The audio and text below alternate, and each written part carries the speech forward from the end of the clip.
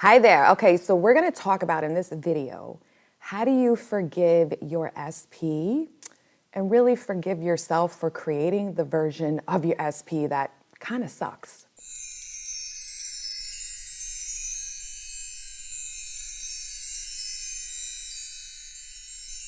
Hey everyone, it's Kim Velez, Conscious Life and Success Coach, and I'm excited because I got my new mic. I had some microphone difficulties and it's working, right? It's so nice when shit works.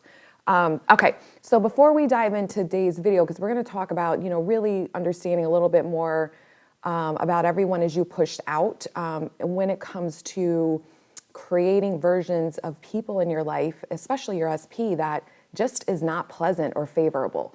And what do you do when you're feeling kind of angry and resentful, right? Because this comes up quite a bit, and this is part of the process that everyone has gone through to some extent or is currently going through. Okay, so before we dive in, if you feel like you need additional support, check down in the description box below. I have a link under paid services that gives you a list of all the services that I am currently offering. I have email coaching, I have one-on-one private video coaching. I also have a really fun group coaching program where twice a month we come together as a group on Zoom and we get together and just have, intensive coaching right there. It's an amazing way to really support you twice a month to stay on track and get the coaching that you may need to help you, not keep doing the same kind of mindset patterns or responses and whatever else you need support with. I also have, courses available if you're someone who likes to do it themselves. I have my revamped self-concept course called You Are the Prize, and it focuses on self-concept and self-love in regards to love romantic relationships. I also have How to Manifest Your SP Back and Keep Them for Good online course. And if you want some healing work, I have my Inner Child Masterclass that I did a while ago and got a lot of great feedback from all of these amazing opportunities.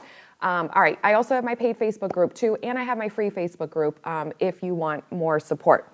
So enough about that stuff. So let's talk about this, right? Let's talk about understanding when you're feeling frustrated with this person in your life, your SP, that is not a favorable version, that maybe has, interacted in your existence in some ways that you feel have hurt you or were disrespectful, et cetera, et cetera.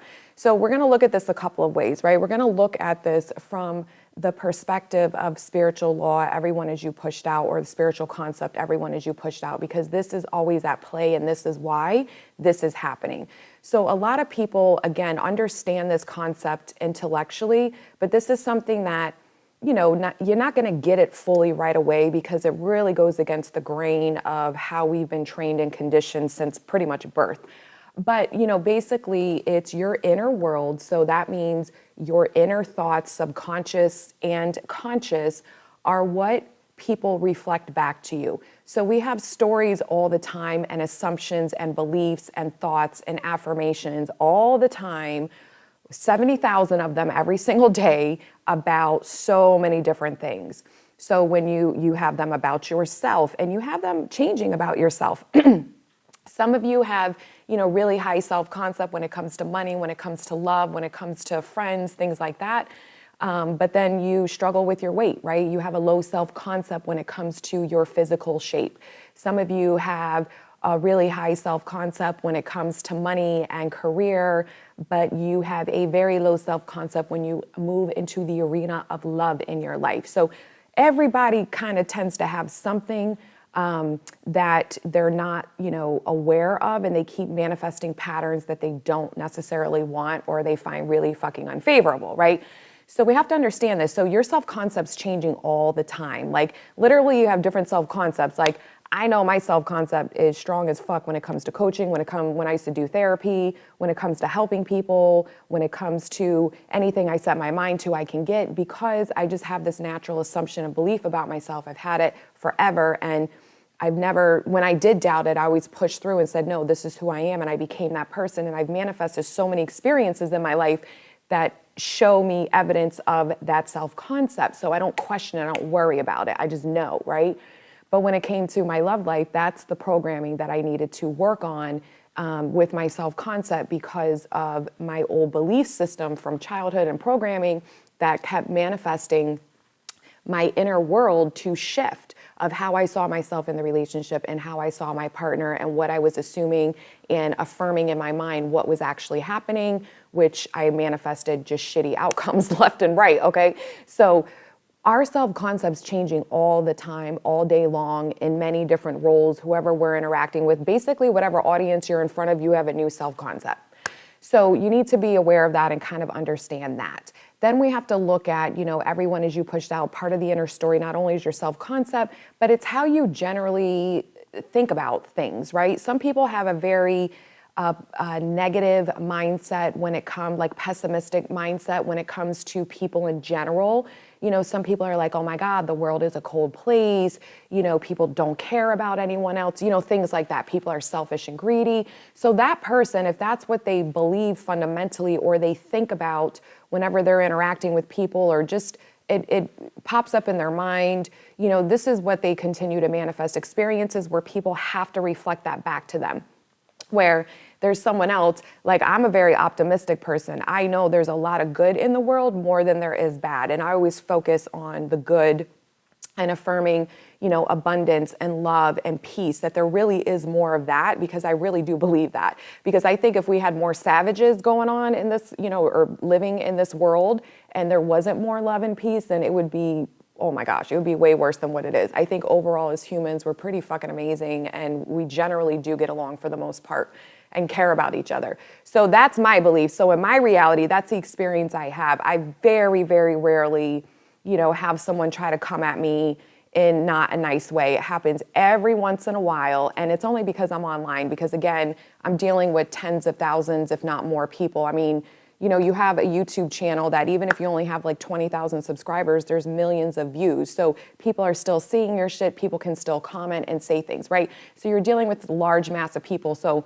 if 99.9% of those people are favorable towards you, that is a great indicator that your assumptions about the world and the people who are exposed to you, et cetera, are favorable. It's when you have it constant that you have to look at what's going on with me, right? Okay, so then we have to look at with specific people, if you don't like how they're showing up in your reality, there's a story with that as well that you have been affirming. So that is what your inner world consists of. It consists of how you see yourself, how you see the world in general.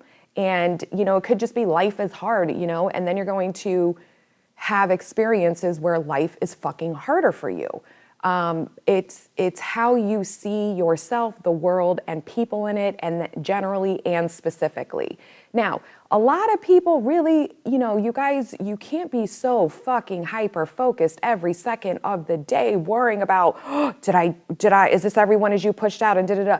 Again, for me personally, I don't drive myself crazy with it, and I really pay attention to patterns or what I don't like. So if I have a random experience that I don't want to have, again, and I notice that, right? It comes up in my 3D, I have to take responsibility for it. And then I affirm what it is that I want instead, because obviously I created this, right? So I don't want to keep creating that. So that's when I take notice of something that's a fluke and more so than not a pattern.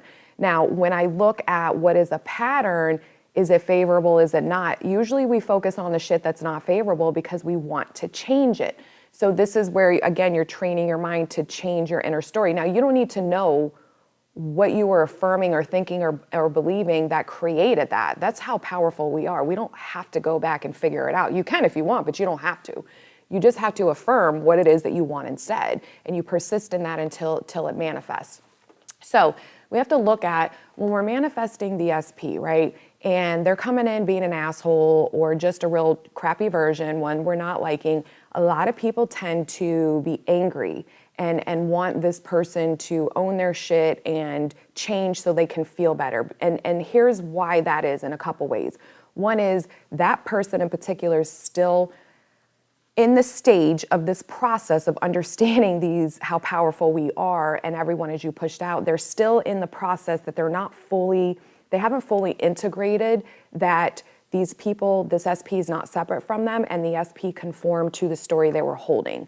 So it's not that you have to be okay with the behavior, but it's understanding that if you're focusing on this person to still change to make you feel better, then you're missing the whole point. You're missing the point that your answer is within you and they will conform to your new answer. So it's not, I go here to get my answer and then I feel better. It's the opposite. It's I focus on what it is that I want and prefer to experience, and then your 3D has to shift and conform to match your new story in your mind.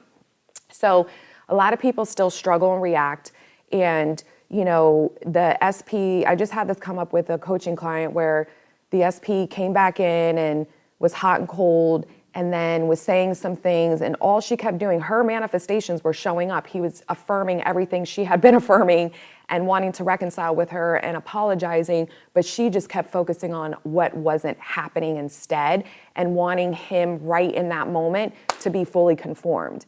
And so I had to work with her because I get that. Like, I used to be in that position too a long time ago. And this is what really stops us from getting what we want, because that woman's still too focused on the 3D version, the old version. And she's still in her self-concept of, I'm not getting what I want and I'm not good enough to receive what I want. And that's why she kept searching for the evidence in her reality to prove that point to her.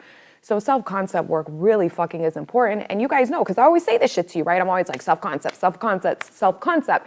Because if you are always in the rejected state, like, you're not going to manifest in and sustain a relationship that dominantly feels good. You're not going to, feel secure, and you're not going to continue to trust what's unfolding if it's unfolding for you favorably, because you don't view yourself as good enough to fucking have this. You haven't shifted your self-concept that, yeah, I am the fucking prize, and of course somebody should show up and treat me this way. So you really have to pay attention to your self-concept and work on that, as well as changing the story about, people, if you choose to, if you want to recreate someone.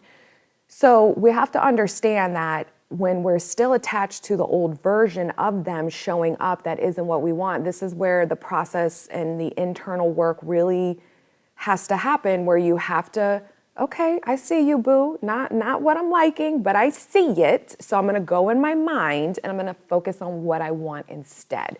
And you're going to start affirming that, oh, this is actually working for me. And you're going to start searching for the evidence that just happened, that, oh my God, this just manifested, this affirmation did, him saying this to me, him even coming back, him this, and really saying, oh my gosh, somehow, some way, this is just working out in my favor. And before I even know it, he's going to be fully conformed.